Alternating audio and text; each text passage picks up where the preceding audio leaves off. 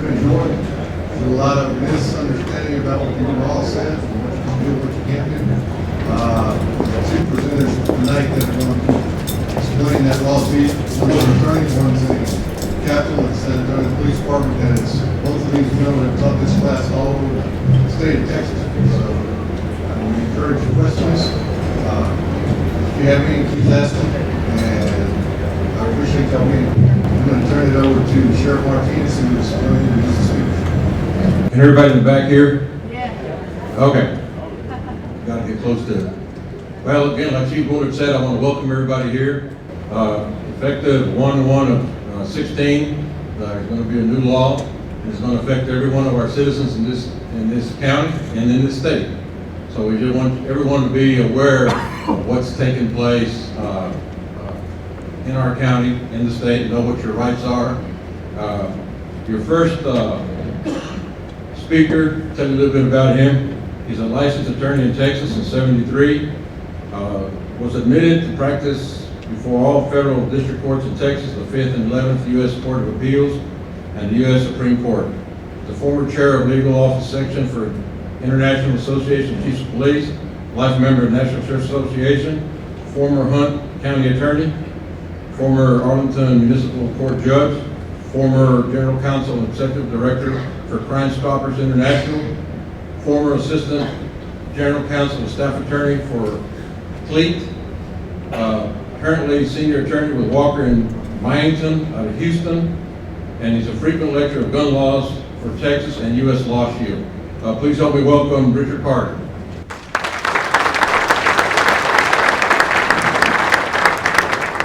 Thank you very much. It's an honor to be here. I was hoping to bring along a guy who's been hanging out in Uvalde, Texas. I didn't know that much about him, but apparently he was the Entertainer of the Year, a guy named Luke Bryan. But he was buying his groceries at H-E-B there on Main Street and going back to Hunt a little bit more. Otherwise, I'd got in the car and the ladies here would have been happy. But without any further distractions, I'm going to move you through a slideshow.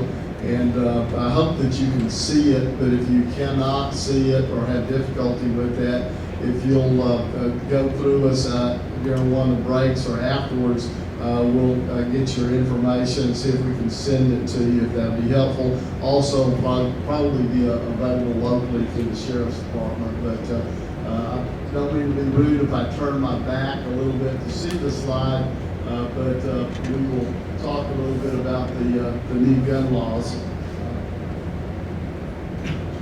That is a picture of me, but you've already seen me. That's my biography, but you've already heard about all of that, except you might not have known that I am also a notary public.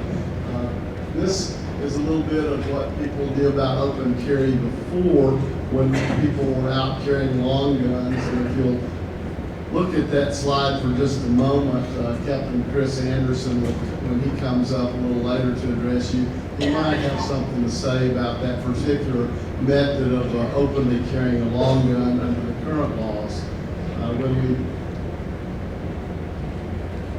Sorry, this thing's got a mind of its own. Okay, that's the current law. The new law, when you see people openly carrying, will look a little bit like that. If you're having trouble seeing it, that's a woman carrying a handgun in a hip holster. I want to tell you, the name of the bill that's open carry statute is House Bill 910, and that law affected many laws in the state of Texas that were codified or put into 11 different codes or groups of laws. And so the way that they affected that law is by removing the word concealed each time it appeared before the word handgun. So they modified the law by getting rid of the word concealed when talking about the licensing of handguns. Most of you are familiar with the signage that we currently have. If someone does not want someone coming onto their property with a handgun license and carrying concealed, they can put up a sign that's a 30.06 sign, which refers to section 30.06 of the Texas Penal Code, which makes it a criminal trespass if you ignore that sign and come onto the property bringing your concealed handgun with you. There's been a little bit of a change in the law on the 30.06 because the penalty range has changed. It is now a Class C misdemeanor, but it doesn't have the full range of punishment for a Class C. You can only be fined up to $200 for ignoring a 30.06 sign if you get on there and you leave. However, if you remain after having been personally told that you have to leave, then the penalty changes from a fine only up to $200. It is increased to a Class A misdemeanor, which means time in the county jail, getting to know the sheriff's employees there, and paying a fine up to $4,000. So you don't want to ignore the person who comes to you and says, you may not have seen our 3006 sign, you might not agree with it, that it's time to leave and come back without your firearm. So that's the constructive notice that we give people. Now, with open carry, there's going to be a new type of sign, a 30.07 sign, because we have had created, effective January 1st, a new section of the Penal Code, 30.07, which allows people to give constructive notice to people that you are not allowed to come onto the premises, even though you have a handgun license and would otherwise be able to openly carry. You cannot do that because of that posted notice.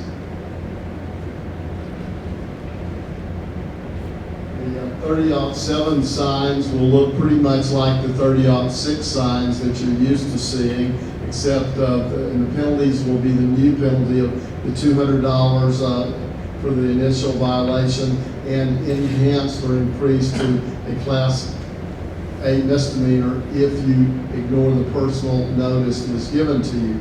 So what this means is that we will see some signs remaining that people already had up, which are 30-06 signs that are obsolete because they may not have the new penalties referred to on that sign. Other people may go ahead and get the new 30-06 signs because they don't want to change their mind. And if they had a problem with people coming on with a concealed handgun, they still don't want you coming on. But now they'll have the additional option of banning or prohibiting people from entering their property if they do not want you coming on with a license and openly carrying. So this means you might see no signs at a business, you might see an 06 sign, you might see an 07 sign, or you might see both a 30.06 and a 30.07 sign. So you'll want to be mindful when you enter premises, especially after January the 1st, what the mindset is of the owners and what they will and will not allow on their property. I want to talk for just a moment about something that's very much in the news, and that is something that will affect both open carry and concealed carry. The last session of the legislature had a lot of gun lobbyists go into the legislature and ask them for the bills, the new laws that they wanted to see. One of the laws that the Republic was successful in lobbying the Texas House and Senate was one that would create a civil penalty for any state or political subdivision of the state which owns or leases buildings, and if they put up signage which prohibits someone from entering that property and lawfully entering and going in places where they can with a license to carry a handgun, then a civil penalty can be imposed of $1,000 for the initial violation, or if it's a repeat or a continuing one, such as a sign that stays up a second day, then it jumps from $1,000 civil penalty to $10,000 civil penalty. So everyone is wanting to obey the law, and yet at the same time, everyone wants their courthouses, their public buildings to be safe. So there's going to be a little bit of give and take here, and everybody wants to do the right thing. Because of that, there's been a request for an Attorney General's opinion, actually two requests, one from the Attorney, one sent to the Attorney General by the District Attorney in Tom Green County in San Angelo, and the second by the Hayes County District Attorney in San Marcos. And so they're asking the Attorney General to help out by explaining how you make these buildings safe for the people that work there, the people that visit there, and at the same time do not violate the rights of licensed gun owners. So we are waiting now for the Attorney General to answer that. That's the first page of what an Attorney General's request looks like when someone requests an opinion. And an interesting twist on this is that within the last few days, it's my understanding that Texas Governor Greg Abbott, has had his attorneys to file what we refer to as an amicus brief, asking the Attorney General to rule in the way that the governor would like the Attorney General to rule on this issue, and to say that if there's a mixed-use building, then the governor would like for people who have licenses to carry handguns to be able to go into that building, even if it's a mixed use. But again, the Attorney General is the one with the responsibility of delivering that opinion, and we'll have to wait and see what the Attorney General rules. The deadline for the 180 days that an Attorney General has to render an opinion will expire January 20th, 2016. So hopefully we will know something pretty soon on this, because I know that your sheriff, your chief of police, the people that are in charge of your safety and your security very much want to be able to continue protecting you without violating anyone's rights. Open carry also affects one other new law that went into effect, or will go into effect, excuse me. The concealed campus carry, which passed, has two staggered dates for the effective date. The first is September 1st, 2016 for the four-year colleges or the senior colleges, and then for the junior colleges or the two-year colleges, it's a year later, September 1st, 2017. The importance of this is that the legislature decided that if they're going to allow only concealed carry on the campuses of those colleges and universities, they wanted a buffer zone to be around it so that those of you who may have licenses and be otherwise allowed to openly carry your handguns will not get too close or inside of the pathways of the colleges and universities. So they changed our current understanding of the definition of what premises are. Those of you in the audience tonight who may have licenses for concealed carry are familiar with the definition of premises. It normally does not cover or include parking lots and things like that, but the structures. Well, we're going to have to learn that beginning January the 1st, while you might have a handgun license and be lawfully carrying openly, you cannot cross into the campus areas, whether that be the streets, the sidewalks, the parking lots, the garages, or even the streets that surround or create the boundaries of that. Otherwise, you become an unlawfully carrying a weapon defendant in court, and you don't want that to happen.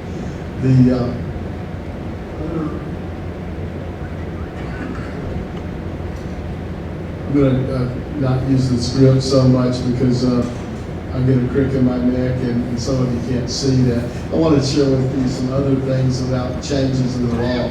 The legislature created the exceptions to the unlawfully carrying weapon charge, which is 46.02 of the Texas Penal Code.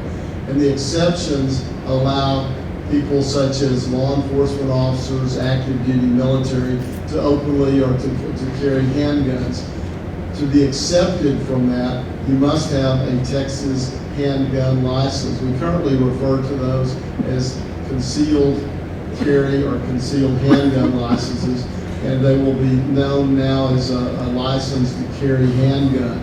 The licenses that you may now have, which say Texas concealed handgun license on it, even though it says concealed, if that license has not expired, you'll still have the ability to carry that handgun license with you and to openly carry beginning January 1st, 2016. So the licenses will eventually be replaced with new card stock by the Texas Department of Public Safety. It's my understanding that some of those licenses have already been distributed, but those licenses, they will be good, allowing you to carry either concealed or openly carry January 1st of this next year. Another thing to know is that it's possible that you may have a handgun license which is issued by another state. If that state is one that is recognized by the state of Texas, then even though you do not have a Texas handgun license or license to carry, you will be allowed to carry openly or concealed beginning January the 1st if you carry one of those licenses. The law does require, in order that you openly carry, that you have the handgun license with you. It also requires, in order to openly carry in a lawful manner, the handgun must be holstered in either a belt holster or in a shoulder holster.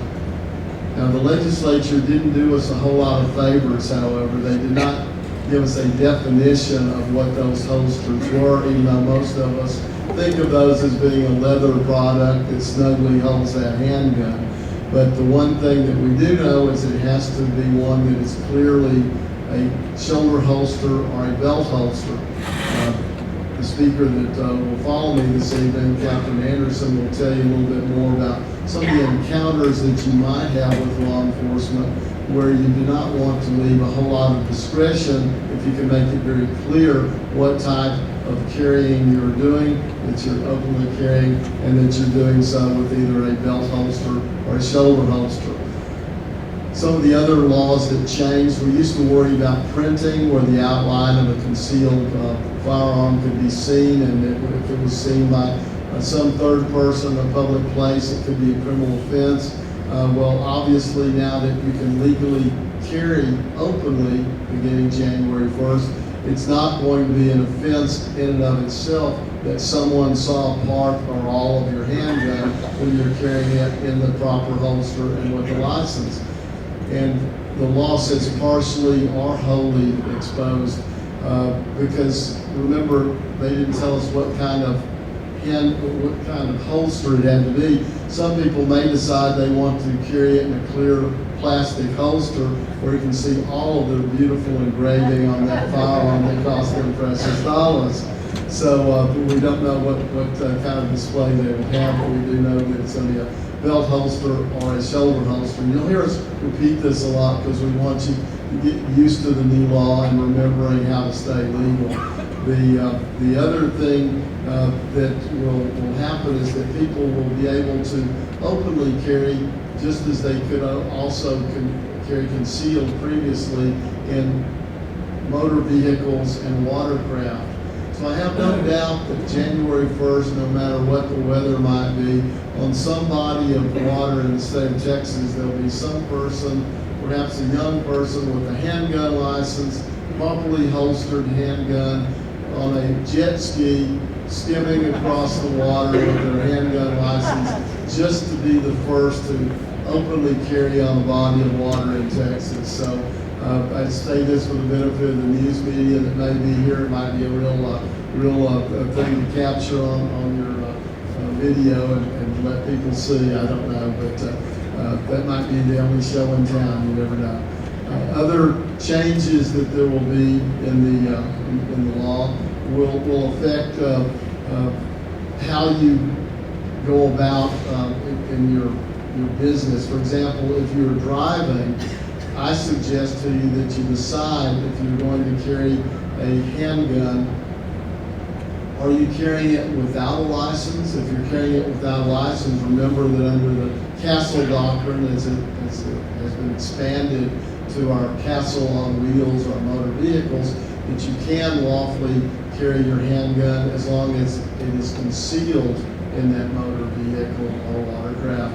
If you're going to be openly carrying in your vehicle, then remember it needs to be, the handgun needs to be in the shoulder holster or the belt holster. Some people might decide that they don't like to wear a holster at the same time they wear a seat belt or the safety belts in the motor vehicle. The captain will tell you a little bit about those encounters that you might have with law enforcement officers, but I will give you a heads up. If you want to be 100% legal in your open carry when you're in a motor vehicle, I don't think there's any doubt that you would be lawful if you're carrying your handgun license with you and you have the handgun in the shoulder holster or the belt holster and you're properly wearing them underneath your cross-chest safety belt and your lap belt. That's easy to say. Some people don't like to wear seat belts because they feel uncomfortable. I'm going to speculate that there'll be at least one person in this huge Civic Center that might decide that they're going to say, well, the law that deals with unlawfully carrying a weapon uses the language carries on or about his person. So if I can avoid unlawfully carrying a weapon by having it either on my person or about my person, what does that mean? Well, the law, through case law that we've had since the 1800s, and even a favorite case of mine in 1916, said that someone is carrying something on or about their person if they can reach it without materially altering their position. So some of us in this room might be able to claim that we are openly carrying because we've got our handgun license, we've got the guns in the shoulder holster or the belt holster, and it's not on our person, but it's in an empty front passenger seat where we can easily reach it without materially altering our position.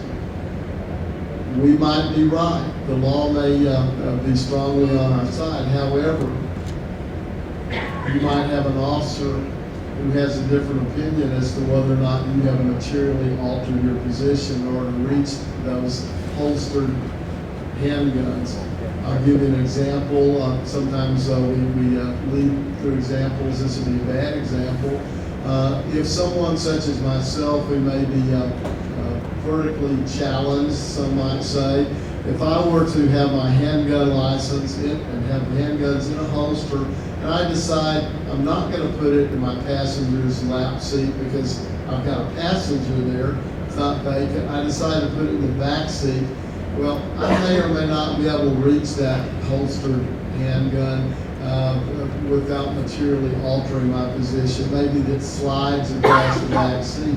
It may be that I'm just too darn short, and if anybody were to watch me try to reach back and get it, instead of seeing me sitting in the driver's seat upright, they see me going in between the bucket seats there over the console, and they see my little legs and feet like this as trying to balance myself while reaching and grabbing for that firearm.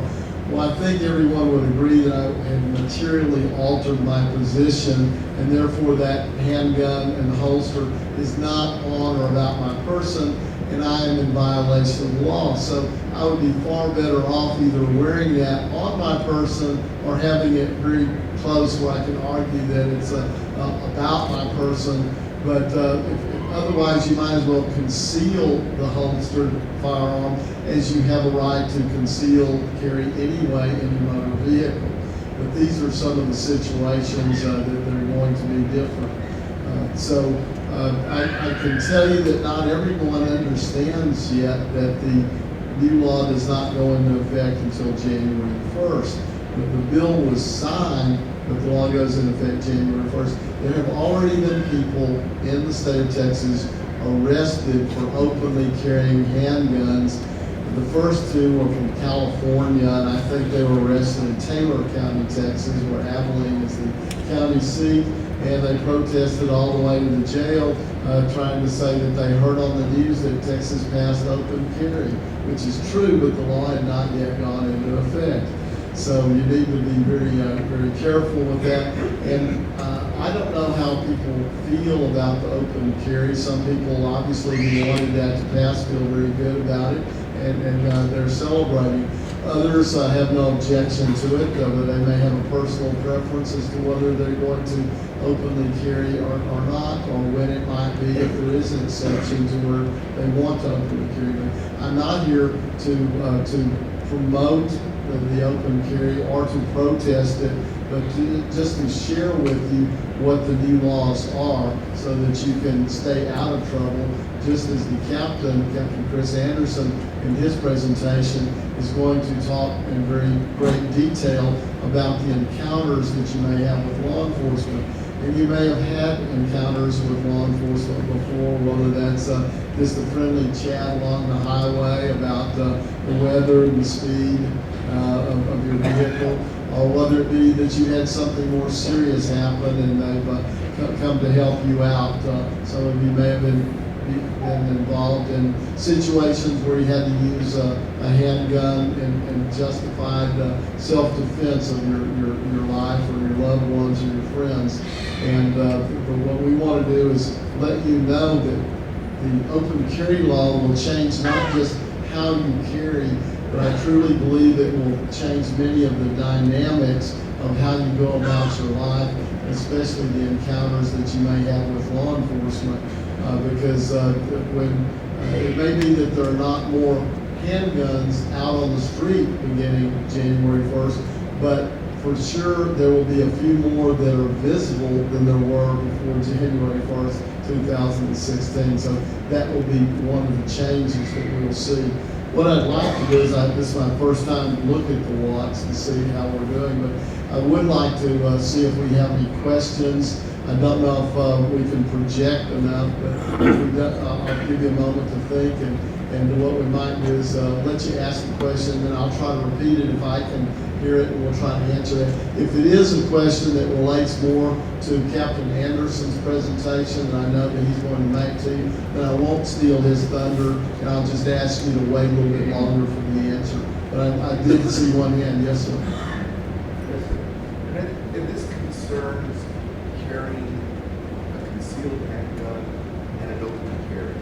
If I understood you correctly, if a business, say a restaurant, McDonald's, if they have the 30-06 sign posted and the 30-07 sign posted, you could not carry a concealed handgun or an open carry gun into that establishment. Yes. What he asked was, does the sign, and I'm paraphrasing it, does the sign really mean that if, for example, McDonald's puts up a sign that says you cannot carry under 30-06, meaning if you have a handgun license and you're concealed carry, you can't come into McDonald's, you can't come inside. And if they put up an 07 sign, that means nor can you, with your handgun license, openly carry. Yes, they have the right to control their premises. So there are a few places that are by law unlawful for you to take a gun. For example, I don't know of any jails or prisons that feel real comfortable with people from the outside walking in with guns. But I hope that answered your question. Yes. And while we're talking about the signs, the signs that are posted are what we call constructive notice. In other words, it's saying we're putting these signs up in the statutory manner, so it has the 1-inch letters and all these things. And sometimes the Texas Heat will shrink those little vinyl cut-out letters, and there won't be a full inch. And somebody might say that sign's not legal, so I'm going to go ahead and I'm going to violate it. Well, I don't suggest that, because remember the one thing. The oral notice that they personally give you when they walk up to you, if they say, you might not have seen my sign, or I know it shrunk 1/16 of an inch and it doesn't meet the 1 inch, but I'm now politely informing you, personal, actual notice that I want your business, but I'd like for you to come back without your handgun. So we do have to do that. But those signs come into play as what we call affirmative defenses, but that's after you've been arrested and incarcerated and have a jail stay and a court date and a lot of out-of-pocket expenses for some of you. some other questions that we might have. If I don't see it's okay to shout. Yes, sir. Did I understand that under dash holster would probably be illegal? I didn't quite hear that. I understand that it would probably be either legal or what? Under dash holster? Under dash? Okay. It's an excellent question because it's something that no one knows the total correct answer to. When we're talking about the different types of holsters, I have been in groups of a lot of different law enforcement officers over the last 4 or 5 months in discussing this new law. And some of the holsters do not clearly lend themselves to a definition as to this is a shoulder holster, this is a belt holster. And part of it may be left to interpretation by the officer who looks at it. It may be in the interpretation and discretion of a person in the district attorney's office or the prosecutor's office. It may be that it gets down to a judge and a jury deciding what type of a holster that is. For example, we know that if the holster is on a belt, that's a shoulder holster belt or a belt that goes around your waist, we know that if it's on there, clearly that's a belt holster or a shoulder holster. However, some of the things may be a holster that has a little hook on it, not a loop or a belt goes through it, but may have a hook. And some may say, if you're just walking around with that, you're openly carrying, but you're in danger of not being carrying the proper way because it's not the proper holster. Others might say that, well, if it can hook onto a belt, I'm going to count that as a belt holster. I'm suggesting to us that we not take any chances on that. As far as the under the dash holsters and things like that, remember that if you're carrying concealed, if you don't have a license or you're electing to carry concealed in your vehicles, some people have gotten in trouble because they thought that their handgun was concealed by having it between their driver's seat and their console because no one outside their car or the window can see it. However, if an officer walks up, looks in their window and sees it in plain view, sees the handle, that's not concealed carry. So when you have these types of situations, I can't tell you with exactness how an officer is going to describe or take that description of those. Let me give you one more example of things that I suggest we not do to stretch the law or give other people more control over our freedom. If someone, for example, is wearing a belt holster with a gun, with a handgun in it, but it belongs to their, well, I just say somebody who shops at the Big and Tall store, and we got a guy the size of Justin Bieber or whatever his name is with a little bitty waist, and instead of hanging that handgun on his belt at that level, it ends up being hanging down near his ankles. Some may argue that that is not really a belt holster or shoulder holster because of the manner in which it's being worn. So we're going to have all sorts of room for situations, test cases, interpretations, Attorney General opinions, district court opinions, courts of appeals, Texas Court of Appeals, Supreme Court. You never know. And the reason I take the law so serious is years ago we had a case in El Paso, Texas, that a young man was stopped and cited in an alley in El Paso for failure to identify. And he told the officers, he says, I'll take you guys to the Supreme Court of the United States. And the officers had heard that many, many times before. Wasn't a big deal. That guy, he actually did take the case all the way to the Supreme Court, and then now everybody remembers his name who studies cases, Zachary C. Brown. So we don't want people to have to take cases all the way from the encounter on the streets all the way to the U.S. Supreme Court if we can avoid it by just doing what we can to become educated and try to comply with the law and use common sense and the best possible extent.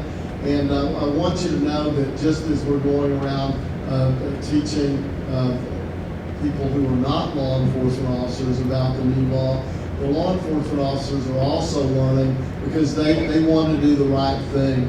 And I can tell you that many of you already knew the law that I've just shared with you.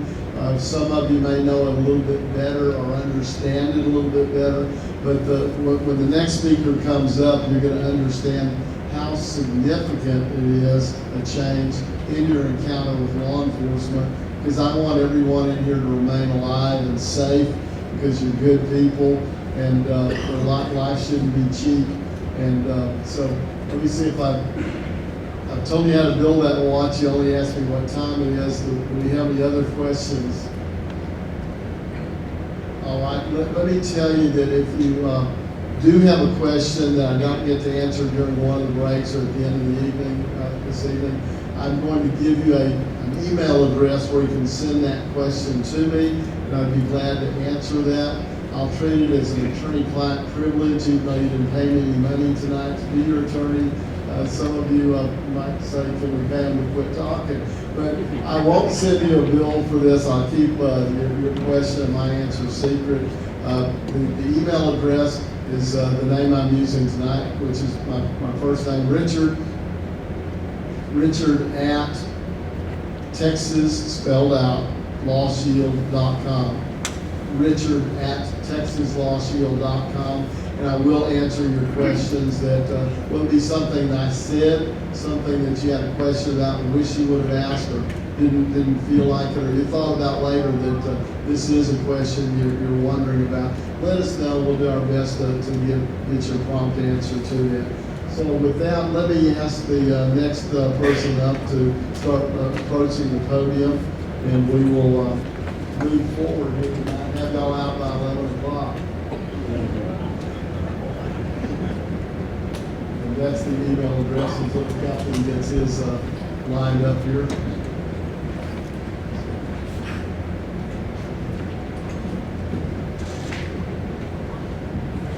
Tell you a little bit about your next speaker. He's a captain with 29 years experience in San Antonio Police Department. Currently commands the Special Investigations Section. Has been the night chief. Has commanded patrol operations, tactical, special operations, and emergency operations sections.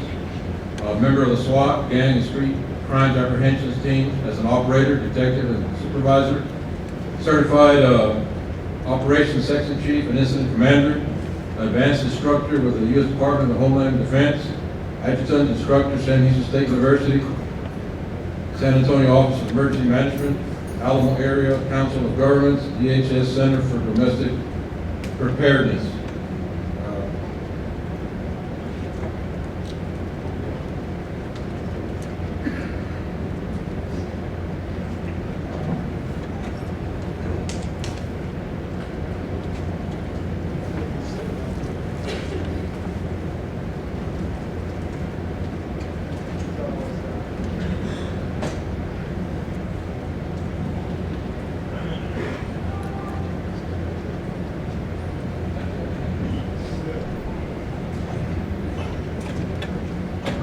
Please help me welcome Captain Chris Anderson.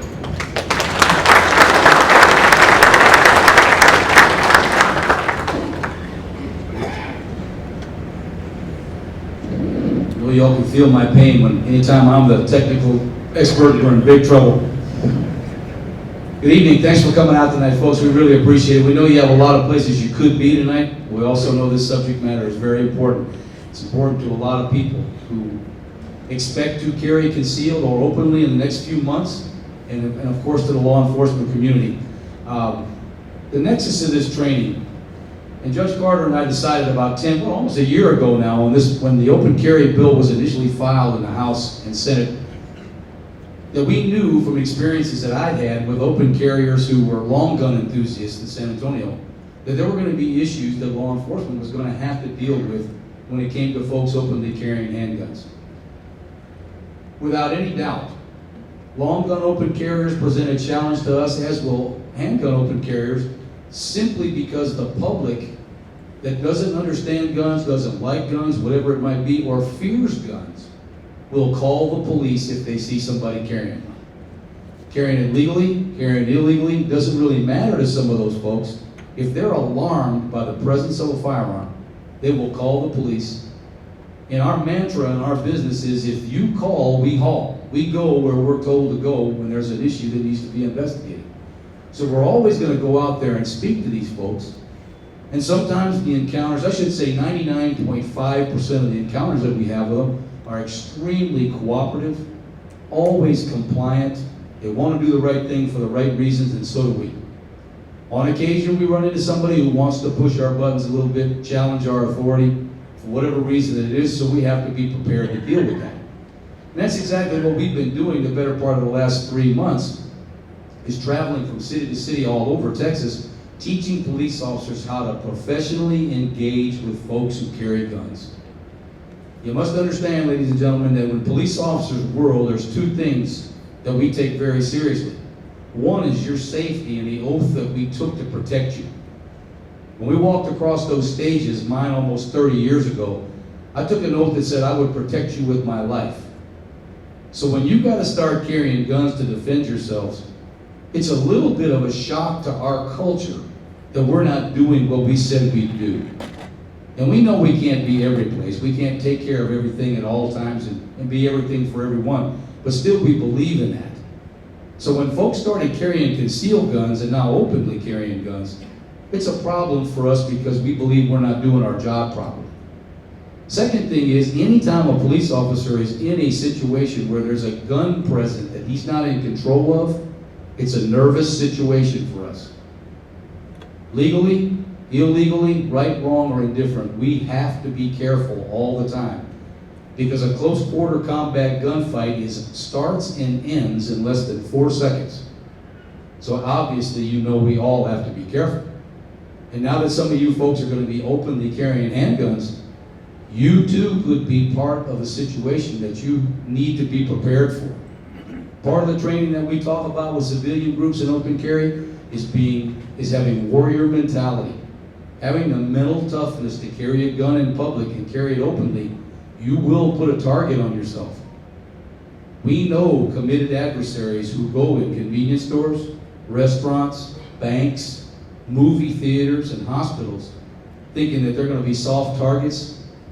If they're surprised by an open carrier there who's got a gun, you'll be the first target of their aggression.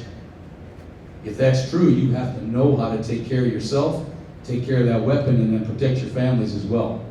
So the program that we have for you tonight will take you through the same one I take law enforcement officers through, and will explain to you some of the things that you might face when you deal with a policeman, or we might face when we deal with you.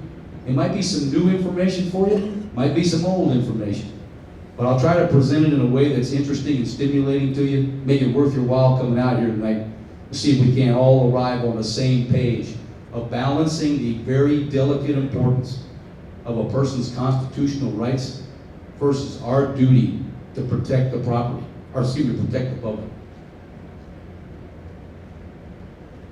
It's a little bit more about me. The sheriff mentioned pretty much what I'm all about. My subject matter expertise is tactical special operations and emergency management. I'm currently commanding my 3rd substation in San Antonio, which is about 300 officers, 24/7, 365. I've commanded special investigations, special operations, the emergency management department, and I was also the night chief for 4 years. So I've got a lot of experience in police work. So when we talk about some of these things, you can believe that I probably know a little bit about it after 29 years. Many of you are probably familiar with Lieutenant Colonel David Grossman. He's a Vietnam-era retired Lieutenant Colonel, United States Army. He was a Green Beret and a Ranger. And he wrote 2 extremely good books. One was called On Combat, the other was called On Killing. This particular passage is from the book On Killing in a chapter called Sheep, Sheepdogs, and Wolves. This passage is directly aimed at people who have the legal authority to carry a gun. He's speaking to off-duty police officers in this particular case, but he could just as easily be talking to you. If you have a CHL, you're able to carry concealed now and will be able to carry concealed or openly January 1st. You've got a responsibility to be vigilant, to protect yourselves, to be situationally aware all the time. This particular passage refers to a police officer here in our country who went to church with his family, and on that day, it was the day one of those lone wolf gunmen decided to come in that church and start blasting away with a rifle. The only avenue of protection that our off-duty officer had was to drape his body over his family's body and pray that the wolf did not shoot him, because he did not take his gun with him that day. Whether he believed it just wasn't the right thing to do in church, I don't know, but he wasn't prepared. He learned the hard way that there is no target that these domestic or international terrorists will not seek out.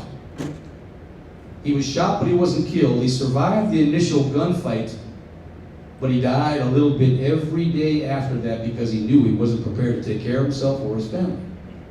All that being said, what we tell police officers, and I'll tell it to you right now, if you're legally authorized to carry that handgun and you leave home without it, you reduce yourself from a sheepdog to a sheep, and then that sound comes out of your mouth right there. So if you're going to carry your guns, by all means, be prepared to defend yourselves, your family, and your community if necessary, and do not take anything for granted. Everybody's familiar with the Constitution's Second Amendment, correct? We're not going to get into a constitutional scholarly discussion tonight, but when we talk to young policemen, believe it or not, the generations, they don't always transcend all this information carefully. I look at a lot of young faces of police officers who don't have much experience with the Second Amendment.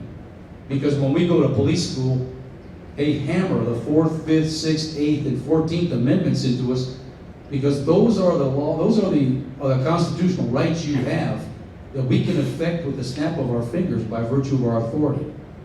We don't talk much about the Second Amendment other than to glaze over it, and typically they tell everybody that in the United States of America, citizens have the right to keep and bear arms. But they've got other rights too. I hate to push buttons on this, I don't know what will happen. Second paragraph there, if you can read it, talks about well-regulated militias. That's the second paragraph in the Second Amendment. A lot of you folks have probably read it, you're probably well-versed in it, and that's great if you are. Keep in mind there's a lot more to the Second Amendment than simply having the right to keep and bear arms. If you're not familiar with a case called United States versus Miller, it's interesting information for you to have, and then we'll get off the subject of the Second Amendment, because you guys know everything about it you need to know.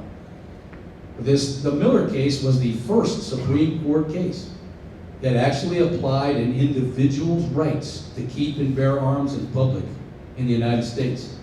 In parentheses up there, if you're close enough to it as you can see, it says it was in 1939. That's the year that case was heard. Everybody in the room remember the year that the Second Amendment was ratified? Yeah, most young cops don't either. It was about 150 years prior to that.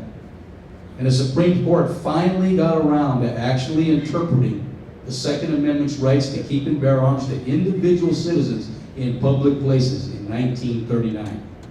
Cool information to have. Everybody's familiar with Texas Constitution, right? Article 1, Section 23. You'll notice up there there's a sentence.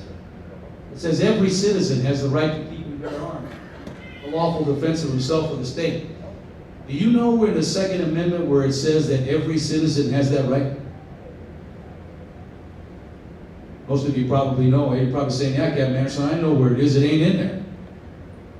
It's in the Texas Constitution, isn't it? Interesting that we would have something that interesting in our Constitution. The United States doesn't say every citizen has that right, but the Texas Constitution does. But they go a little bit further. They talk about the legislature having the right to create laws to regulate the wearing of arms, the who, what, when, and under what conditions a person can publicly display a firearm. A lot of times we run into people who have the opinion that the Second Amendment is the only document that governs their abilities or their actions when carrying firearms. It's important that you know, if you didn't already know it, the state has the right to regulate who, what, when, and under what conditions a person can publicly display a firearm. We can make laws in Texas, and police officers in Texas can enforce them. We're about to modify one of those laws, are we not? unlawfully carrying statute under 46.02 of the Texas Penal Code is about to change a little bit, as is section 46.15 of the same penal code. It's going to add people with a valid concealed carry license or license to carry a handgun to a list of 5 that will now be the 6 persons who are exempt from prosecution for unlawfully carrying if they carry a firearm openly or concealed, they have a valid license that they carry with them and are prepared to show it to police officers or magistrates, or they carry it in a holster that's made, manifest, designed, or adapted for wearing attaching to the waist, around the belt area, or a shoulder holster. If you see House Bill 910, and if you want to read something that'll definitely put you to sleep in a hurry, if you've read the concealed carry passages from previous, the new legislation is 43 pages long, but it really didn't do much other than strike the term concealed out of it everywhere that term modified the word handgun. And the judge mentioned that a few minutes earlier. 43 pages of that where they inserted one paragraph, ladies and gentlemen, one paragraph that has any effect on me, the people I command or supervise, or you. And that's that 3 lines in there that says that you're exempt from prosecution from unlawfully carrying as long as you got a valid handgun license that you carry with you, show it to a police officer or a judge if they ask you to see it, and carry it in one of those holsters.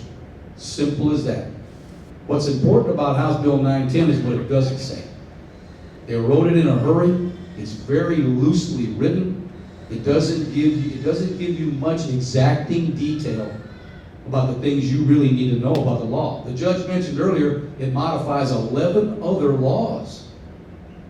But you have to go back to each one of their codes and look them up to see how that affects you. The biggest problem with it is not having all that information as clear as we need to have it. It leaves a lot of it up to interpretation of individual police agencies. Another reason why we're going around the state trying to educate police officers about what they need to know about the bill and about the people who intend to carry guns is because it'll come down to the discretion of your local sheriff, your police chief, possibly your city manager or city council, maybe even your mayor or county judge, and every one of them could be different. In 254 counties in Texas, you could have 254 different interpretations of what a legal holster on a belt is, what a legal shoulder holster is. As the judge mentioned, is it going to be legal to have them in those particular containers sitting on the front seat of your car? That's still considered within your lunging and reaching area or on or about you? Too much interpretation. That's why we're all trying to get on the same page on your behalf. So hopefully we're going to get there pretty soon.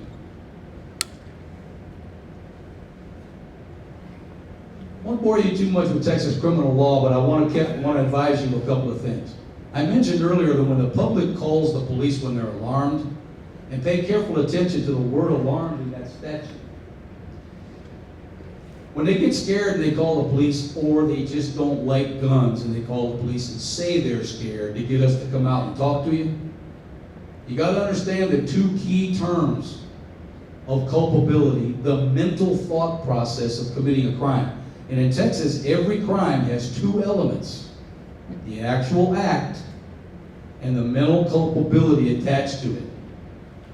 In particular case of 4201 paragraph 8, which is disorderly conduct displaying a firearm in a manner calculated to alarm. The culpable mental states of intentional and knowing play a big role in the things that you do and the way we approach the enforcement of the law. Everybody understands what intent is, right?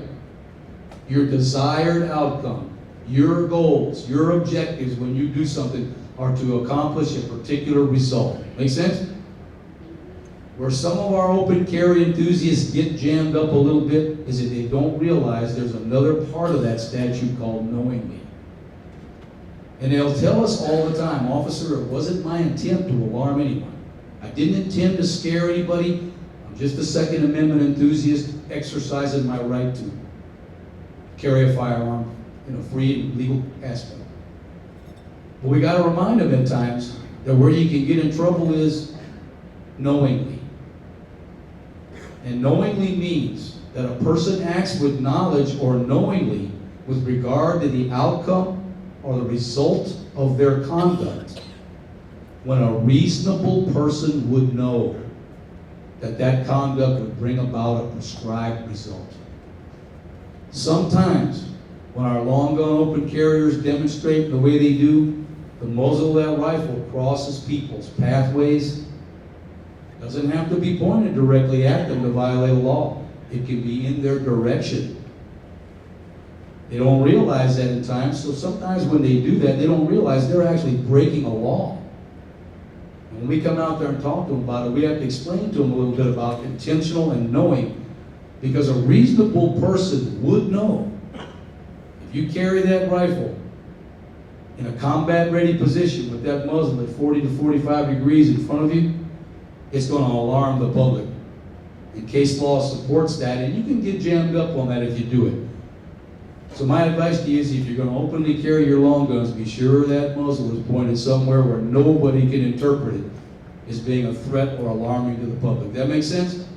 Keep you out of trouble with that. Same thing will go with openly carried handguns. Guys like to, guys and their toys. If it ain't an F-350 pickup truck and two guys out in the middle of the HEB parking lot somewhere comparing lift kits and all that loud stereos, they're going to be comparing new guns, aren't they? They're out in the parking lot, I don't think anybody minds, nobody's watching, so they take out their new custom Kimbers or their Springfields or their new 1911s and they start to show them to each other, right? One of our female attorneys at Texas Law Shield calls it gun fondling. I hate to steal her line, but it's beautiful. It's true. They call it gun fondling, so they're exchanging, they're handing in each other's guns and stuff like that. Could an untrained eye or a nervous person or someone who doesn't like guns call them into the police and we'd have to come out there, and if I drive up and see them doing that, if they're carelessly handling that gun, could they possibly be in violation of 4201 or possibly a deadly conduct statute? Possibly. That's how you can get in trouble with the law occasionally, is by doing things like that. So, however you handle your guns in public, please take care to realize that some citizens will be alarmed by any sight of a gun. And there is a lobby out there that doesn't like guns to the degree they will call us if they ever see one under any conditions. The judge talked about House Bill 910 a few minutes ago, and we won't go too much further into this, but he hit this and I did too. The basic components of it are, it takes effect January 1st, 2016, the stroke of midnight, right? Not September 1st, 2016. The judge mentioned there are people out there who unfortunately make a mistake of the head and not the heart. They put on a gun, put on a handgun, start openly carrying September 1st. Well, quite naturally, they got stopped and had a conversation with the police, right? Are they unlawfully carrying a handgun? Say, yes, Captain Anderson, they are unlawfully carrying a handgun because it's not January 1st, right? They could have it in a prescribed holsters. They could have a license. Everything's going great for them, except they did it a couple months too prematurely, right? One of the situations we all have to deal with in the police field is, what do we do about that?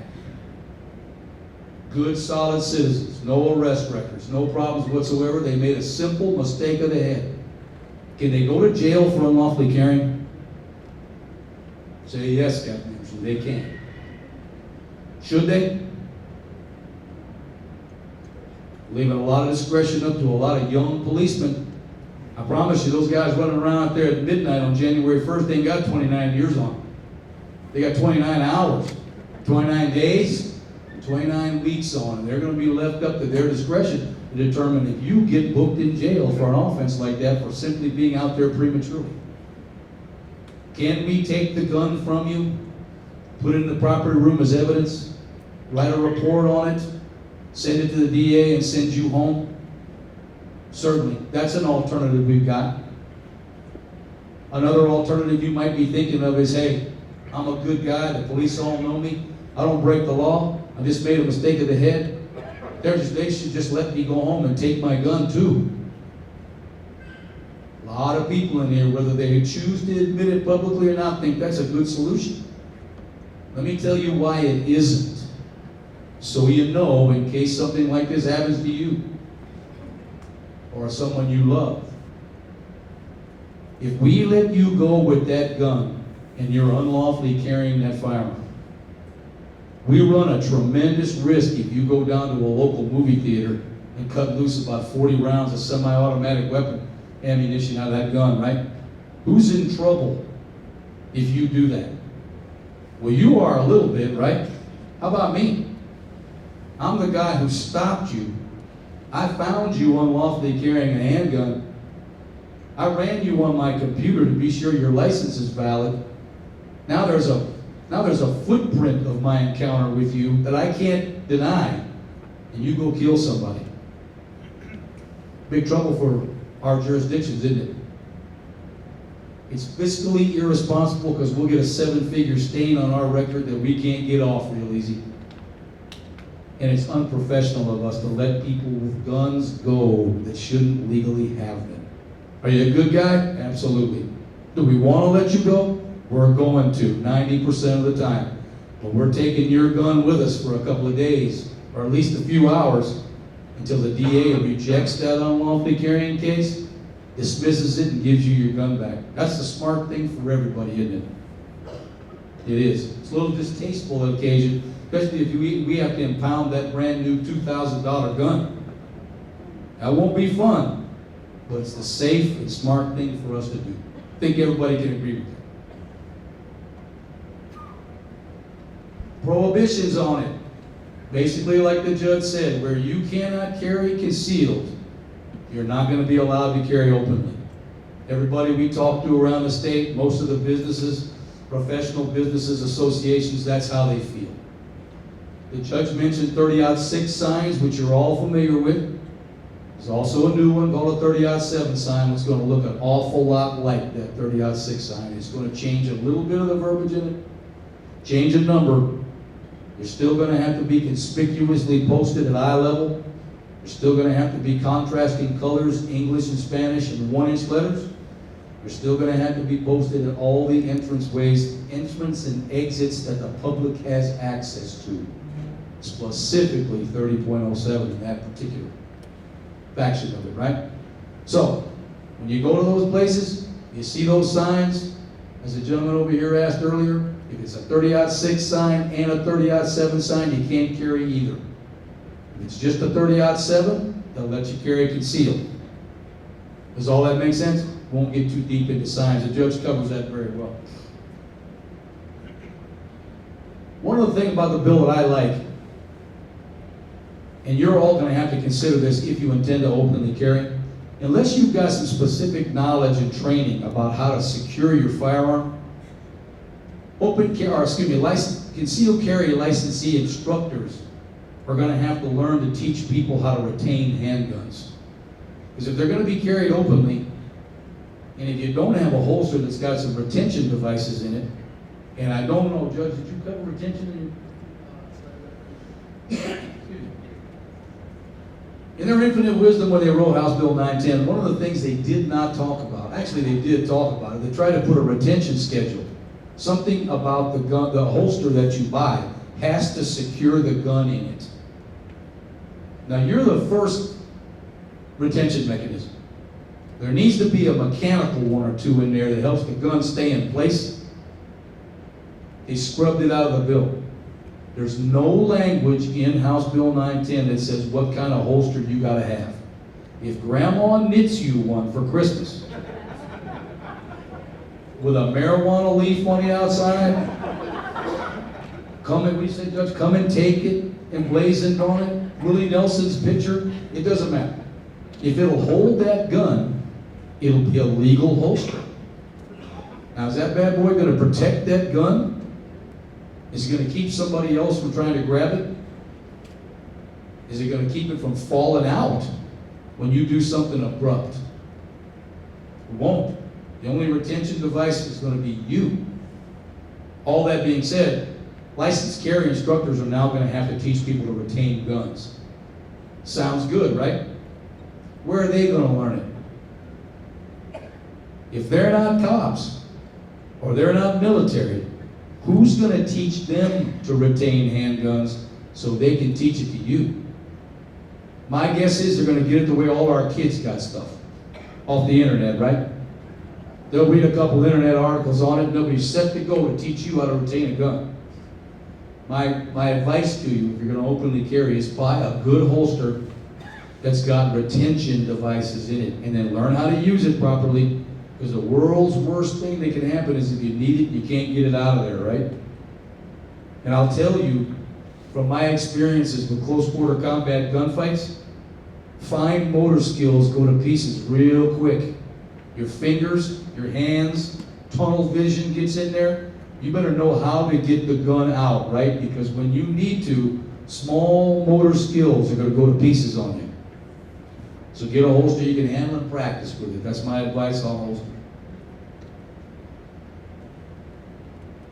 There's a couple of statutes up here, folks, that you might be familiar with. The first one in the Texas Government Code is 411.207.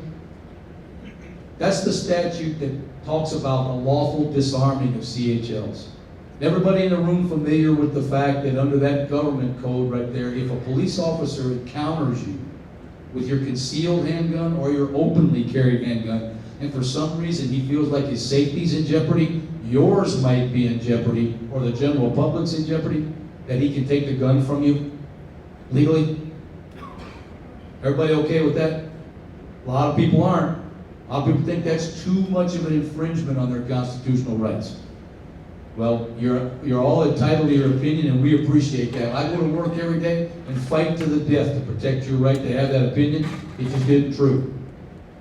If we need to take that gun from you for our safety or yours, we can, and we will.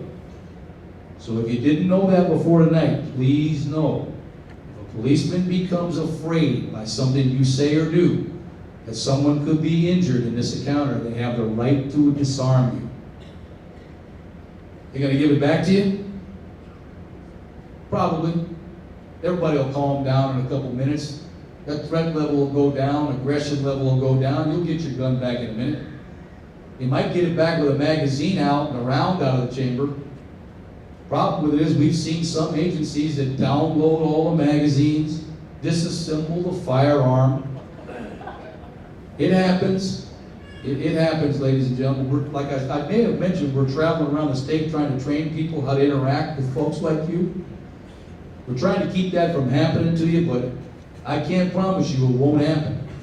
And if they do it, you may have a complaint about their professionalism, but it'll be legal to give it back to you in pieces. I don't recommend that. We don't teach anyone to do that. But it does happen. The second statute up there is a Supreme Court statute that established officer safety standards for every police officer across the nation. That Supreme Court statute had a majority opinion written by their Chief Justice that stated in a very lengthy and eloquent citation, he said the following things, and I paraphrase.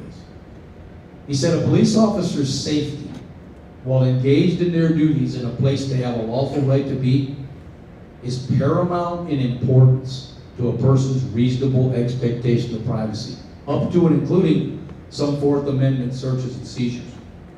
All that being said, ladies and gentlemen, is the Supreme Court says they want police officers going home every night to their families. They give us the authority to do what needs to be done to protect ourselves, to protect you, and protect the general community, which might mean seizing your firearm on occasion to make everybody safe temporarily and then getting it back to you when everybody's cool.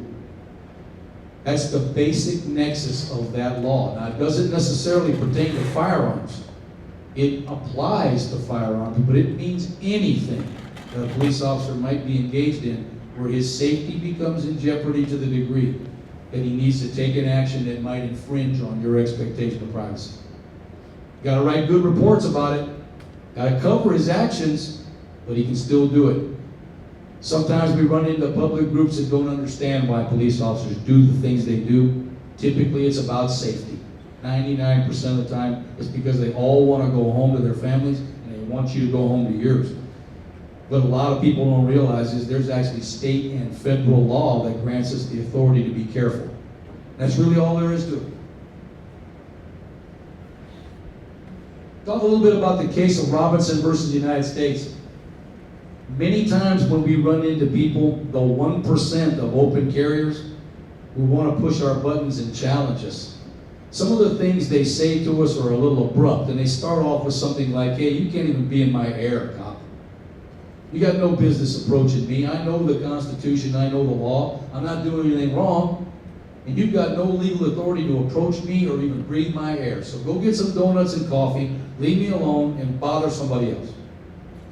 Sounds a lot like that in many occasions. The important thing about the Robinson case, folks, is if we get a call or we get information from another public safety entity, including a 911 dispatcher, that sends us someplace, we're in a place we have a lawful right to be responding to that information.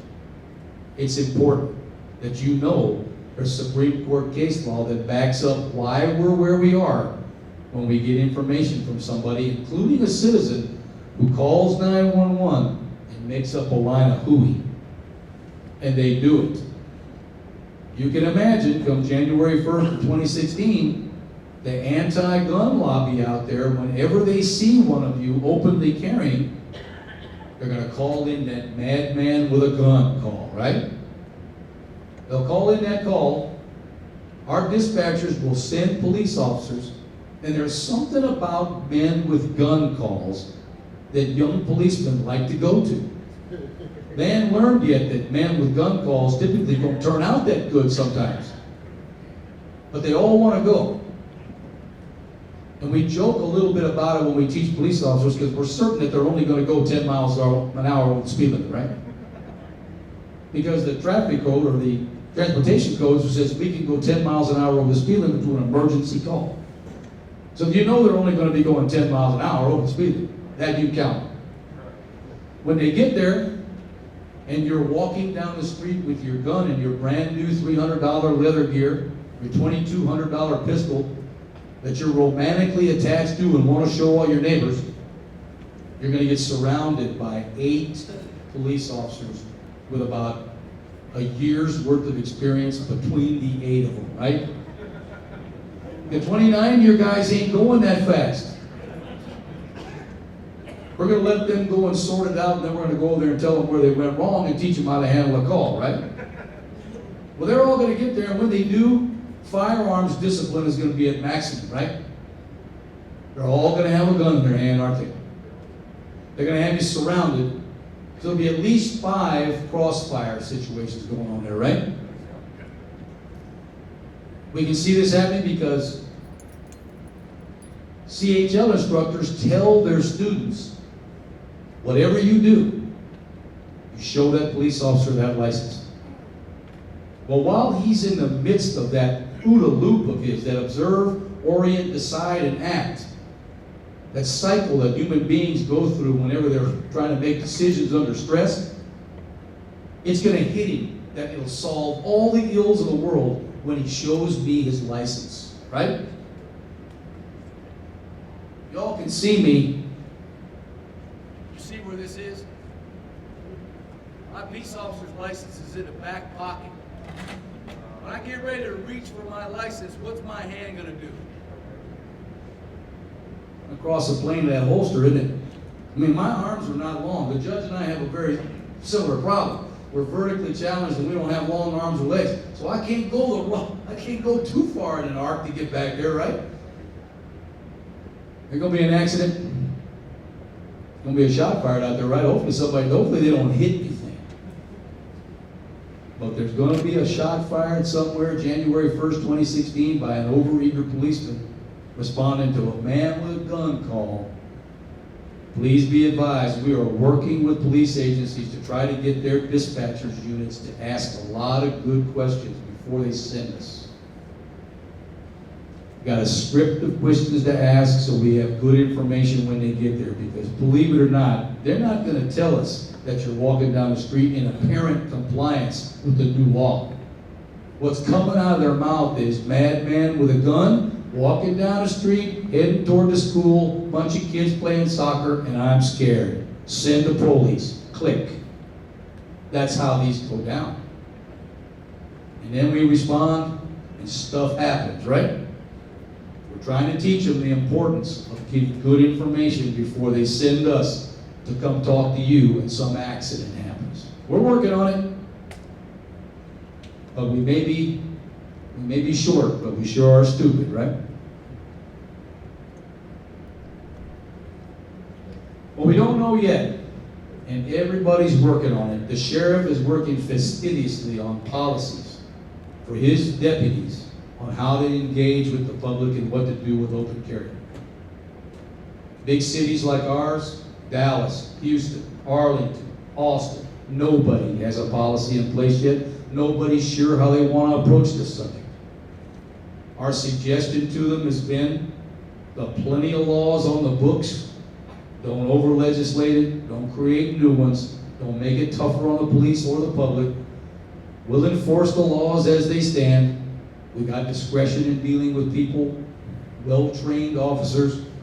They'll make the right decisions. We'll eventually figure this out. But it's a tough chore for the police chief and the sheriffs and the governing bodies of every jurisdiction right now to come up with good policy about how they want this handled.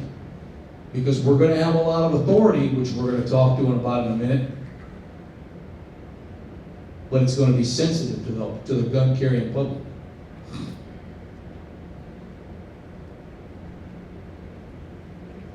One of the problems with the bill, and I mentioned it, so did the judge, is that the problems with that bill are not what's in it, it's what's not in it. What's not in House Bill 910 is a specific authority for police officers to make a stop, a temporary detention of an openly carried handgun enthusiast for the purpose of inspecting their license. This particular subject was so hotly debated in the legislature that the bill sat in purgatory in a conference committee until the 28th of May. Open carry was going to die, ladies and gentlemen, because there were amendments attached to it that said that police officers could not make a stop and temporary detention for the sole purpose of inspecting a CHL. 3 days before the end of the legislative session, the authors of those amendments scrubbed those amendments out of the bills so open carry was able to pass. They didn't add any language to the bill that specifically says, hey, police officers can stop you for no other reason than openly carrying to see if you have that license. The bill doesn't say that. We have to fall back on our duties and authorities under other laws. Let me explain. The approach authorities on this come from a Supreme Court case law called Terry versus Ohio. Anyone who may have had any legal experience knows the Terry case opened two real broad authorities for police. They gave us the authority to make an approach of a free citizen and a temporary stop and detention for investigative purposes based on reasonable suspicion that an offense was being committed, had recently been committed, or was about to be committed. Reasonable suspicion. It's not the level of authority for an arrest. That's probable cause. This just allows us to approach a free citizen, stop them and detain them for investigation into those particular aspects I just explained.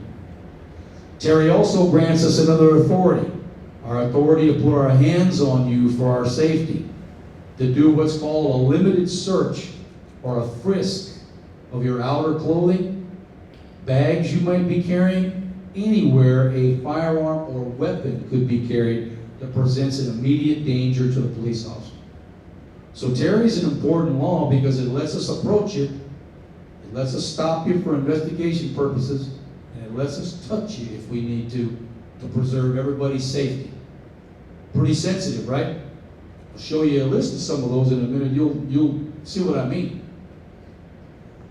Now, Captain Anderson, you're wondering, okay, now what reasonable suspicion would you have if you saw an openly carried handgun going down the street in your community? The reasonable suspicion is based on this. In Texas, anyone carrying a gun, a handgun, an illegal knife, or a club is deemed to be unlawfully carrying until somebody demonstrates an exception to prosecution for those crimes. What that means for you folks who want to openly carry is, we can't guess if your license is valid. We don't know if you have one. So the only way we can determine you've got that magic document that exempts you from prosecution for unlawfully carrying is to stop you and ask to see it. We can do that. We have that authority. Whether or not each sheriff, each police chief, each county commissioner's court, each mayor is going to grant that authority to the officers, we don't know yet. Each one could be different. Each city, each county, each school district police officers unit. You never know. We don't know yet. Still up for interpretation. Fact of the matter is, do not be concerned that your rights are being infringed upon if you get stopped by a policeman who asks you to see that license. It's his right to do so. Otherwise, if you didn't do that, we didn't have that authority, we'd have constitutional open carry, right? Everybody can carry a gun, up to and including every gangbanger thug, every family violence violator, and every felon, because we couldn't check them, could we? Not a safe environment for you. That's why the legislature's granted us that authority through these other laws. Unfortunately, they just didn't put it in House Bill 910. Now let me ask you, if you're walking down the street openly carrying on January 1st and a policeman stops you and professionally walks up and introduces himself to you and says, I need to see your concealed handgun or your license to carry your handgun. Your response is going to be, here you go, officer, right? Are there individuals out there who are contemplating saying that, yeah, I got one, but I'm not going to show it to you. I don't have to. There's no penalty for it. So go on about your business, Flatfoot. Get that coffee and donuts we were talking about earlier. Go bother somebody who cares and try to walk away. Is that going to happen? It will happen, and we know it because we get email at Texas Law Shield from people who say they intend to do that specifically. Are they going to cause problems for everybody else? Yeah. Are they going to be allowed to walk away free? Oh, not in San Antonio. Let me rephrase that. I can't speak for my agency and I can't speak for my jurisdiction because we're still up in the air on policy too. I can just tell you if it happens to me, he ain't going free. If you don't show that license, which is your exception to prosecution, are you unlawfully carrying a handgun? Why, certainly you are. You gonna get handcuffed and arrested? Can't say. I can only say if it's me you will, right? I gotta search you, incident to lawful arrest? Yes. In my back pocket, I'm gonna find what? I'll find your license, aren't I? Now that I see that you're in possession of that magic talisman that allows you to carry a handgun legally, are you unlawfully carrying? You got a license, right? You meet the criteria, don't you? We're going to dust you off and say we apologize for this horrible inconvenience we caused you and let you go? After you intentionally and knowingly refused to show me a license that the legislature said you will show me if you're going to be exempt from prosecution? Oh no. Not in San Antonio. Not me. Going to have some consequences for those actions, right? Can we write a field note offense report on you for interfering with public duties? Take your gun, put it in a proper room as evidence, maybe not put you in jail that day. Maybe it takes 4, 5, 6 months for the district attorney to decide to suspend that case or throw it out. Is it worth it for you guys with that brand new $2,000 Kimber or Springfield and them $300 leather gear to do that? And have the gun sitting in a property room somewhere collecting dust? Doesn't make sense to me. There's another problem. Government Code 411.205 says you gotta show me that license and your driver's license, even if you're skateboarding, go figure. Right? You gotta show us both documents. If you don't do it, gonna take that license away from you, write a report about it, send it to the DPS, they're certainly gonna suspend it. They might even revoke it, right? Good gun goes in a property room for God knows how long. License goes to Austin and you get it suspended or revoked. Exactly what did you accomplish by simply saying, yeah, I got one of those licenses and I ain't gonna show it to you? To make you feel good? Maybe for a minute, right? And later on it hits you that wasn't that good of an idea. Our advice is if you get stopped by a police officer or asked to see your magic talisman, get it out and show it to him, right? Suppose you don't have it. Can he check your driver's license and see you've got a CHL attached to that number? Absolutely. Of course, Yeah, but Texas ID, you don't need a Texas license to have a concealed license, correct? you got a certified Texas ID? Certified Yeah, you just don't drive, right? Right. Well, let's put it this way. You might drive, but you're not supposed to? No? Yeah, that ID's fine. As long as it's a certified Texas ID card, you're fine. Looks just like a driver's license anyway, just got green letters that says something else, right? If you can read that, ladies and gentlemen, that's a list of the authorities the Supreme Court attached to Terry versus Ohio. Remember I mentioned earlier that we can put our hands on you, we can infringe in your reasonable expectation of privacy, and frisk you for the presence of weapons that might hurt us. There's the 9 reasons the Supreme Court says we can do that. You look at those things closely, if you can read them. I'll tell you, number 2 was a bulge in the individual's clothing. That's what happened with Terry. He was a burglar. He got stopped because he was acting suspiciously around some burglarized buildings. They frisked him for their sake. They saw a bulge in his jacket. They frisked him, and it turned out to be a gun. Good move on everybody's part. Nobody got hurt. Terry got arrested, went to the Supreme Court, and he lost. So police officers have the authority to touch you and for all these reasons. Bear in mind, a lot of policemen don't know them either. It's a very interesting list of reasons why somebody could actually put there, have you legally detained, that could frisk you. A lot of people have issues with policemen putting their hands on them. I understand that. I've been doing this a long time. I've run into a lot of people who simply just don't like it. There's a lot of reasons up there behind me that we can do it legally. I can tell you that they have saved my career probably 500 times.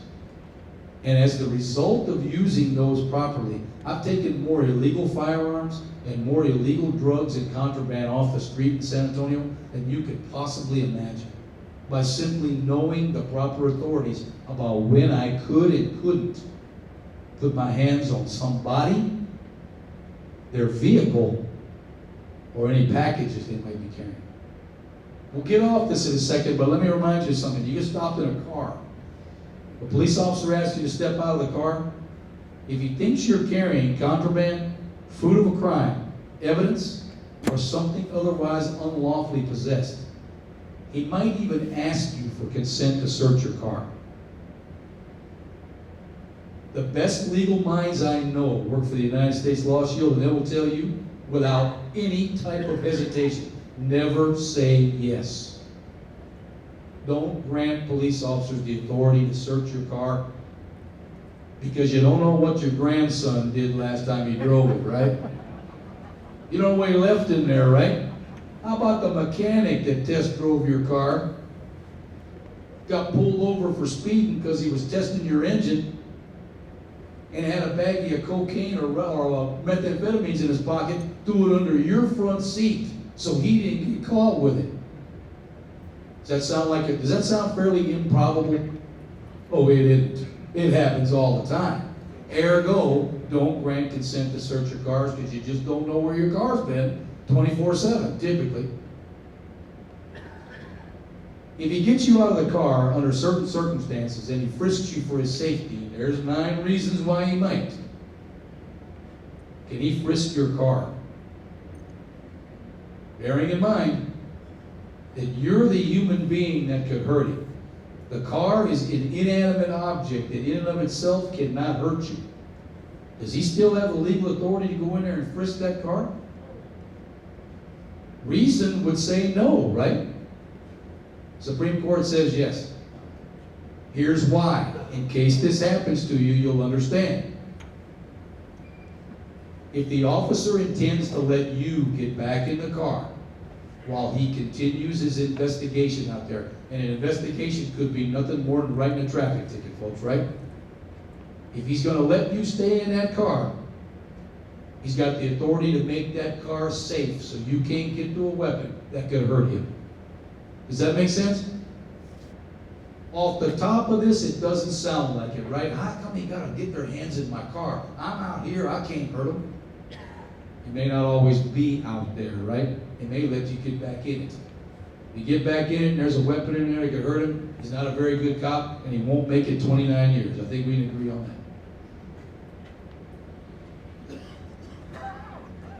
We're going to talk about officer-involved shootings. Disregard that, really, because it's a close quarter combat gunfight, and if you're going to openly carry a handgun in this community these days, it could happen to you, just like it happens to police officers. Remember I mentioned earlier, you could become the target of a lone wolf or a pack of wolves if you're in the right environment and they're in there. Let me explain something to you about why I say this. There's a pack of bank robbers coming out of Houston. About 50 of them, we think. One ringleader, 50 very well-conditioned young black guys.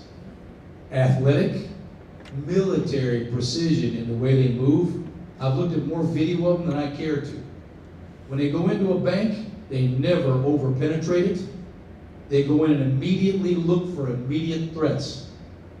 They then scan for secondary threats, and then they go to areas where a possible threat may be. That's why I know they're military trained. I've seen them leap over a bank teller podium this high in one bound, which is why I know they're athletes. We don't know who they are yet. They're hard to catch, obviously. But they're well armed. They're very precision. And if they were to go in that bank and find one of you in there openly carrying, who you think the first target of their aggression is going to be? Now that I got that scenario set for you, if you're in one of these close quarter combat gunfights, they're going to happen like this. You're going to be 3 to 5 feet apart from your adversary. 3 to 5 feet. 3 to 5 gunshots are going to be exchanged at 3 to 5 feet. It's going to happen under low light conditions most of the time. The outcome will be that at least one combatant will sustain serious bodily injury or death. This will all occur in 4 normal blinks of your eyes. That starts when you reach for your gun. Remember, the adversary's already reached for theirs. You're really down to 3 seconds. 3 ticks of a clock, 3 blinks of your eye, 5 gunshots are going to go off from 3 to 5 feet away, when somebody's going to die. If you're going to carry a gun openly out there, ladies and gentlemen, please remember your warrior mentality. Prepare yourselves every day to carry that gun in a manner that you can defend yourself properly and your family. It's imperative that you do. Situations like Paris don't happen all the time. That's international terror, right? You believe we have domestic terrorists in this country? Oh, believe me, there's 50 of them coming out of Houston. That's domestic terror. They come in your bank. You're going to have a tough decision to make, aren't you? Make it wisely. Questions? Yes, sir.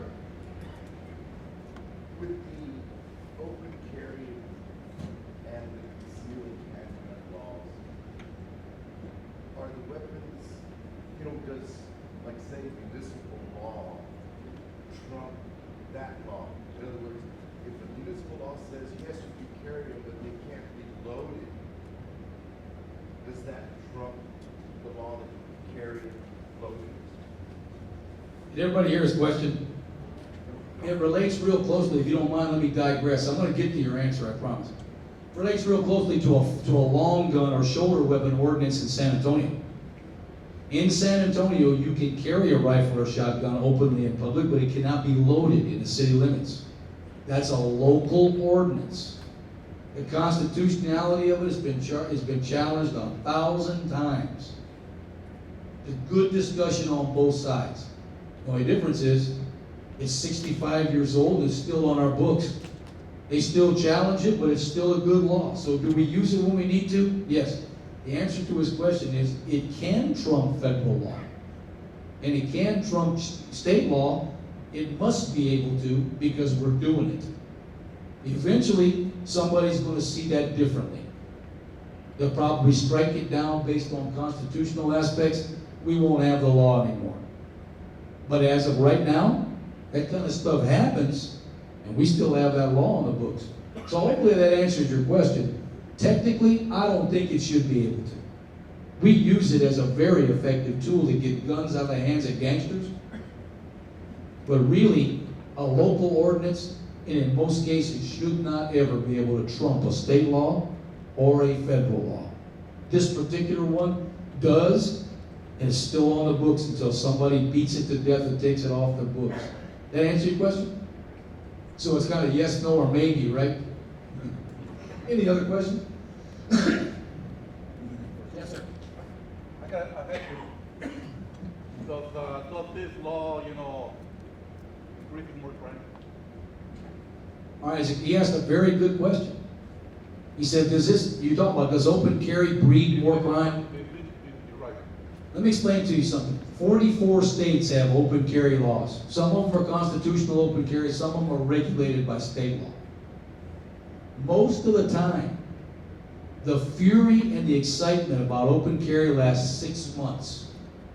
And then people stop doing it, unless they're hunting or whatever else they do. That they need to do it so they're not infringing on what they're doing. They don't want to take their gun off all the time. Now it's legal. Texas, it's going to take a year. Why? Because we do everything bigger and better than everybody else, right? It's going to take a year for it to wear off. Here's the answer to your question. Yes, it does increase crime. But not like you think. Not like you think. In the other states, where the big problem with it is, and it'll be the same in Texas, is gun theft. What happens to them is this. If you advertise a good gun, somebody that wants it's going to try and take it. If they're honorable, the 16-year-old street hard thug will just walk up and shoot you with a gun he stole last night. Take your gun, leave you there to die. That happens. The reason we know it happens is because they do it to each other. The less enthusiastic ones will come up behind you with a pipe and hit you in the back of the head, knock you out, take your gun, maybe shoot you with it and leave you laying there, or just steal your gun. We know this happens because they do it to each other. The one that will happen more often than not, which will drive will drive crime, is the guy that watches you go home, follows you home. They come back the next morning about time for you to go to work, and when you leave the house, 2 of them follow you. They follow you to work, they see you go inside, they call the other 2 that they left behind on a cell phone that they stole last night. And then they know they got 4, 5, 6, 8 hours to burglarize your house. And when they do, they don't get just one gun. Because guys who will openly carry guns are gun collectors. They're gun fanatics typically. They got several. So they not only clean out all your guns if they can get to them, if they can haul off your safe, they will. But they'll steal everything else of value that they can while they're in there too. So it's a little bit difficult to answer a question, directly. Will it boost crime? It will. Simply because more guns will be stolen than they typically are at other times, because we're advertising. It's the same theory of a teenager with a brand new stereo in their car. Everybody's heard them, right? Get a good new stereo system, what do? They blow out the windows in your neighborhoods, right? Well, the bad guys follow them home, don't they? That night they burglarize their truck or car and steal their expensive stereo. It's the same concept. Let me give you one other thing to think about with gun crime. It'll go up in this aspect too. If you and I are having an argument about a private property accident, because we all know that guys are never wrong, right? Two guys bump into each other in the HEB parking lot, no, neither one of them's wrong, right? Correct? One gets out, he's got a gun on his hip. And he's mad because you just scratched his brand new truck, and the words out of his mouth are, "You scratch my truck, I'm gonna kick your ass." Is that a threat? Yeah, it's a Class C misdemeanor threat. It's a provocative action intended to put you in fear. It's a Class C misdemeanor threat. Suppose I say the same thing with my hand on this gun. I don't do anything different other than use bad posture and rest my hand on the hammer of my brand new 1911. And an aggravated assault with a deadly weapon? Yes, it is. Depends upon who writes it up. It could be anything from deadly conduct to terroristic threats to aggravated assault. You'll see that go up now too, because it's going to happen, and probably by happenstance. Because although we get a lot of people with CHLs, we don't got a lot of warriors out there who are careful with where they put their hands when they carry guns. And they revert back to their worst possible bad habit, and they do this. Now his hands on the gun while he's making a Class C threat, just enhanced it to the top of the charts, right?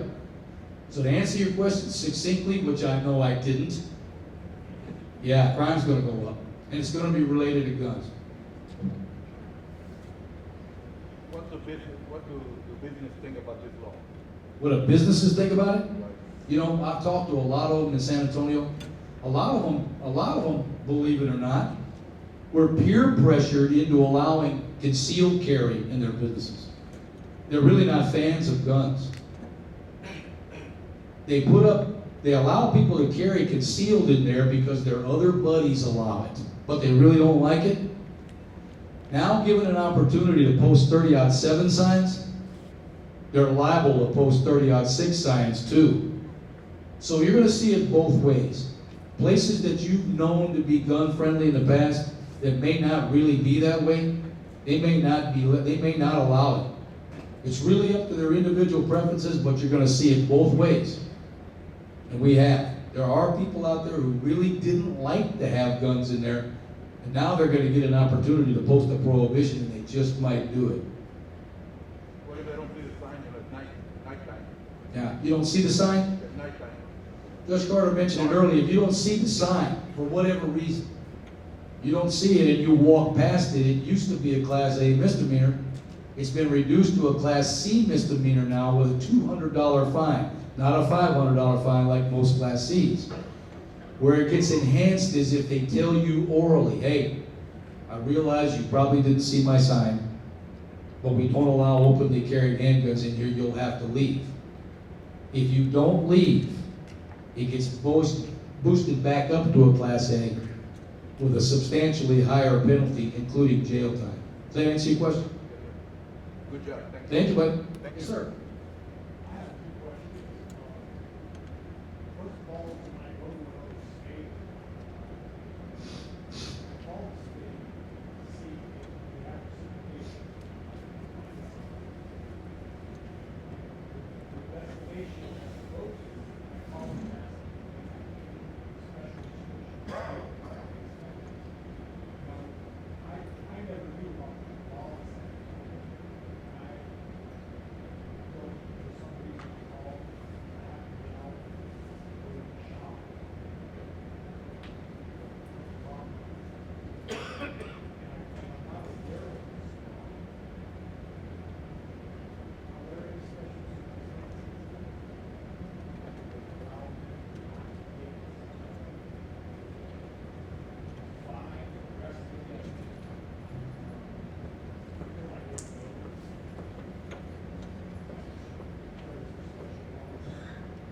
What his question was for y'all who couldn't hear him was, if you leave town, you leave your jurisdiction, go into another one, and they've got city ordinances, or go out of state, and they have completely different type of state laws regarding open or concealed carry. if you run into those, and he does a good job, he calls ahead of time and he checks. Well, in the instance like San Antonio, and you mentioned, you wouldn't even think about asking about a city ordinance about a loaded rifle.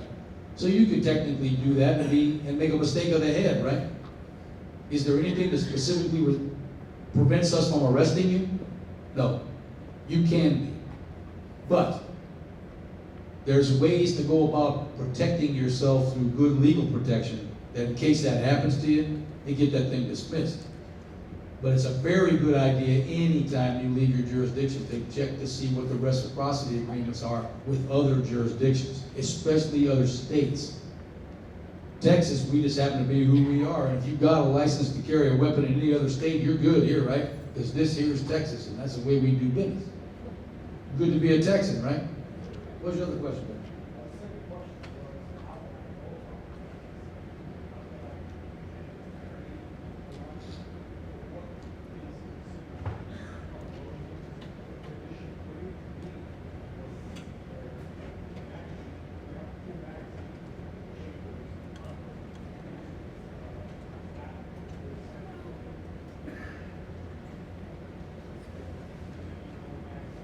Well, here's how we interpret it. If there's a magazine in that gun, the gun's loaded. It's combat ready if there's one in that chamber. Understand the difference? The gun with magazines in it is loaded. That's not just our opinion. That's a lot of legal opinions across the country. Just know, if you're going to carry that gun in San Antonio and you know about that ordinance, unless you think you're going to be immediately attacked by some Syrians or something, no offense, some type of a terrorist, there ain't no reason for you to have that magazine in the gun, right?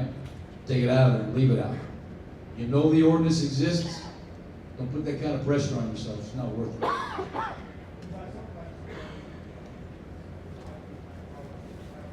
Yeah.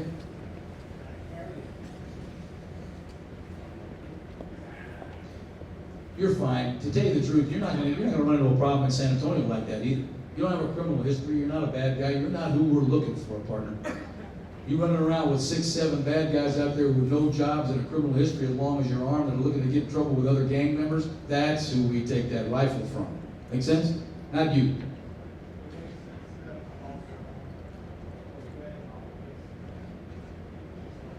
It can happen. There's some 28-day officers out there, right? It can't happen. We couldn't hear the question. Sorry? We didn't hear the question. Oh, I'm sorry. He was saying that sometimes when he travels, he carries a loaded rifle with him in the vehicle. He keeps it round out of the chamber, but he's got his magazines in it. And I was just explaining to him that you guys are not yeah, we got an ordinance against it, but we use it for specific purposes. And good citizens like y'all aren't going to fall prey to that. You're not going to have a problem with that. And I just qualified, actually we just qualified, that anything can happen. There are young officers out there are overly exuberant, eager people. If they're looking to arrest somebody, yes, they could arrest you. But it's a Class C misdemeanor in Texas, so they should give you a ticket. Where the problem with it is, they take the gun away from you and put it in the property room as evidence on that case till it goes to court. And that's no fun either, right? Especially if you're not from here. Hope that answers your question. Yes, sir. I'll get to you, buddy, I promise. You think it'll be the opinion of law enforcement that a posted 3006 sign will also apply 3007 sign? No, absolutely not. We're teaching officers all over the state that those signs are not mutually inclusive. A 30-06 sign says no concealed guns. If they don't want open carry in there, they have to post a 30-07 sign. If they don't want either, they got to post both. And there's no plans for a combined sign at this point. They follow up. Let's say that individuals openly carrying, goes into an establishment. This is the 3007 sign, or it's not posted. The owner comes over and says, love your business, but you gotta leave here with your open carry. He says, that's okay, I have a jacket, you can conceal it. Good to go. Sweatshirt, pull your shirt out, untuck your shirt. Any way that you can conceal the gun, you've now become compliant. Now, let's say that a young mother with children sees that, sees an open carry in there, then conceals it and says, I'm uncomfortable. people start leaving, will the owners still have the right to say, we're now complying, but I still need you to leave because people started coming? Absolutely. I don't know if you heard his question or not, but what he said was, if he misses the 30-07 sign, for whatever reason he doesn't see it, he goes in openly carrying his weapon, the owner comes up and says, I know you must have missed the sign because you're a great guy and we appreciate your business. No way you've done this intentionally, but you can't stay with that gun. And he says, how about if I just put a jacket on, a long t-shirt, untuck my shirt, whatever I might do to make the gun concealed? Will he be in compliance at that point? And the answer is yes, unless they got a 30-06 sign. Unless they got a 30-06 sign. Remember, the prohibition is against openly carried guns. And he had a second half to the question, which is really important. Suppose that this interaction between him and the manager frightens a couple of other people. He used the example of a young mother that's pregnant. Maybe got a small baby. She sees he's got an openly carried gun. Now she knows he has a gun. She's not fond of guns and she gets scared. Maybe her and one or two others decide they're going to leave. The store manager determines that you're driving off his customers. Can he ask you legally to leave? And if he does, is that legal notice? Yes, he can, and yes, it is. If he has the authority to speak for the management, he can supersede or trump that sign by a verbal notice. Does that make sense to you folks? If the manager or owner, clerk, busboy, dishwasher, whoever it is that's got the authority to speak for that manager, says you gotta leave, you gotta leave. As distasteful as that might be on occasion. Yes, sir. How does this law apply, if I'm actually correct, open carry, you have to have it in holster. Right. Okay, how does this apply to blank accounts that are designed to carry on the smooth or just no holster? That's gonna be an interesting one. That's gonna be how people interpret whether it's a rifle or not, and it's gonna be about the length of that barrel. If it's a 16.5-inch barrel, it's going to be considered a rifle, which is a good thing in this particular case because it won't have any prohibitions against unlawfully carrying a handgun. The way it's typically interpreted in a lot of states is how was the gun made, manufactured, designed, or adapted for what purpose? To be used as a shoulder weapon or to be used as a pistol? That's how typical law enforcement interprets it. And it's all up to individual discretion. It's going to be hard to deal with, really. That answer your question, buddy? Yeah, because, and like I said, I was just wondering if it's something they're designed to carry more either out in the open or the sleeve. Yeah. So, I mean, holster, I can see that being an issue. I really can. But I always, if I were handling it today, it would be my understanding of how that gun was made. What was it made for? To be carried and shot as a pistol or used as a shoulder weapon? That's how I determine it.